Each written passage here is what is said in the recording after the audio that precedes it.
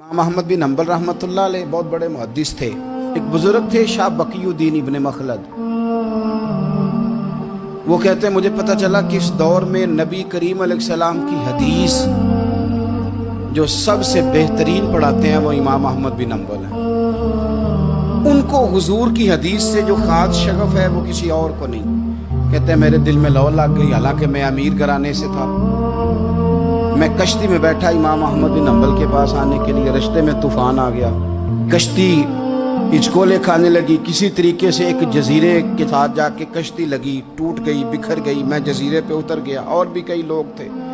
ایک مہینہ وہاں رہنا پڑا، بارشیں ختم ہوئی، موسم ٹھیک ہوا، ایک کشتی دکھائی دی آتی ہوئی۔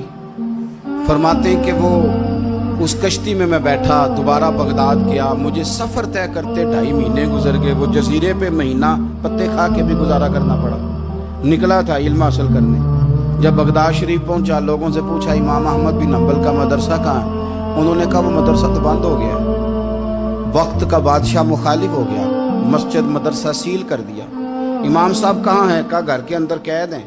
ان کے گھر کو سب جیل بنا دیا، چاروں جانب پولیس کھڑی ہے، اور ویسے بھی بغداد میں کرفیو، ہر چوک چوراہے میں پولیس والے کھڑے۔ شاہ بقی الدین کہتے ہیں اتنا کچھ سننے کے باوجود بھی میرا جذبہ ٹھنڈا نہیں ہوا۔ وہ مہینے میں سفر کی صحبتیں، وہ سنا تھا کہ آستانہ یار دور ہے، پر ہم نے بھی ٹھان لی تھی کہ جانا۔ وہ سنا تھا کہ آستانہ یار دور ہے، پر ہم نے یہ ٹھان لی تھی کہ جانا ضرور ہے۔ کہتے پہنچ گئے، اب پتہ چلا کہ کرفیو ہے، سڑکوں پہ پولیس کھڑی ہے، گلیوں میں چوکوں چوراہوں میں پہرے ہیں، امام صاحب تک تو جا کوئی نہیں سکتا۔ کہتے میں نے ایک شخص کی منت کی، میں نے کہا کسی طریقے گاڑی بتا، کہنے لگا میں اشارہ بھی نہیں کر سکتا، سخت حالات ہے۔ وہ کوئی طریقہ، میں نے جب زیادہ تڑپ کے کہا تو وہ شخص کہنے لگا میں ان کے گھر کے قریب تجھے لے جاؤں گا اور گزرتے وقت صرف آنکھ کا اشارہ کروں گا۔ کہتے میں نے کہا یہ بھی ٹھیک ہے۔ ان کے گھر کے تیری تلاش میں پھرے نا ہم جنگل پہاڑ اور دشت میں، ان کے دروازے کے قریب اس نے اشارہ کیا۔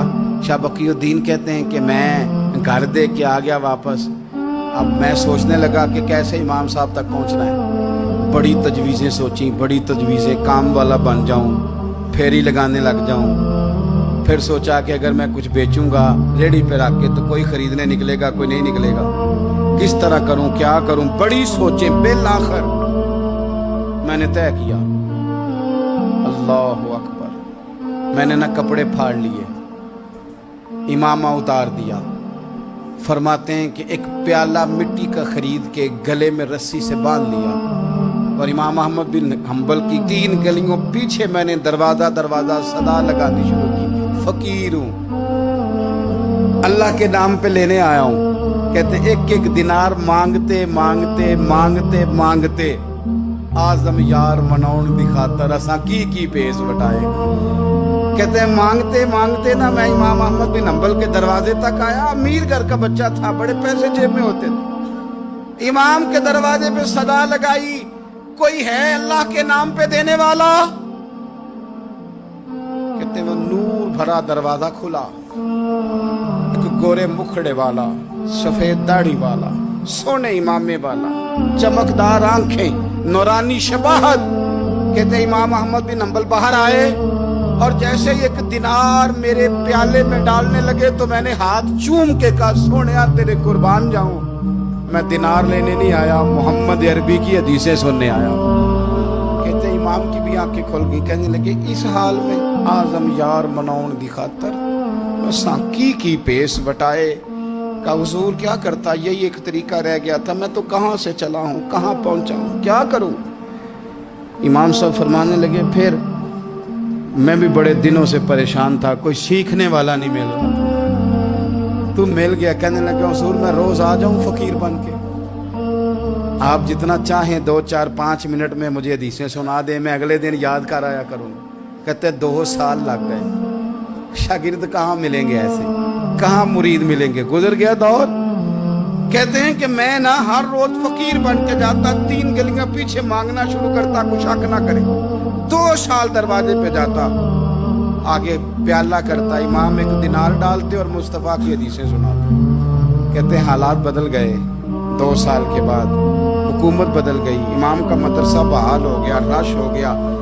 बादशाह बड़ा अकीदतमंद था जो नया आया, उसने बड़ा करके इदारा बना के दिया। जिस दिन मैं गया तो रश लगा हुआ था। कहते हालात बदले तो हमने भी कपड़े बदले, हमने भी कपड़े बदले, हमने भी दोबारा से दस्तार बांधी।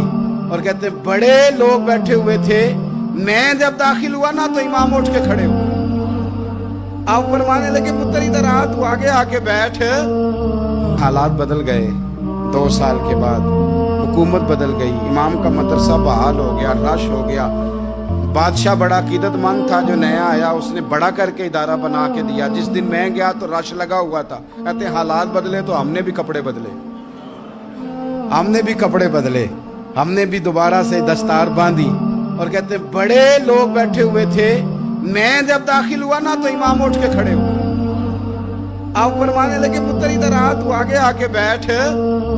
लोग दीन सीखने आते हैं, तू तो फकीर बन के मांगने आया था। और मैं भी बाकियों को पढ़ाया करता था, तुझे मैं दिया करता था। और अब बाकी पढ़ा करेंगे, तुझे दिया जाएगा। और आज तुझे सीने से निकाल के दिया करूंगा। जमाने बदल गए, हालात बदल गए। वो शख्स चला गया, कौन हुक्मरान था कौन नहीं था, लेकिन उस्ताद शागिर्द के अदब की दास्तान कयामत तक बाकी रही।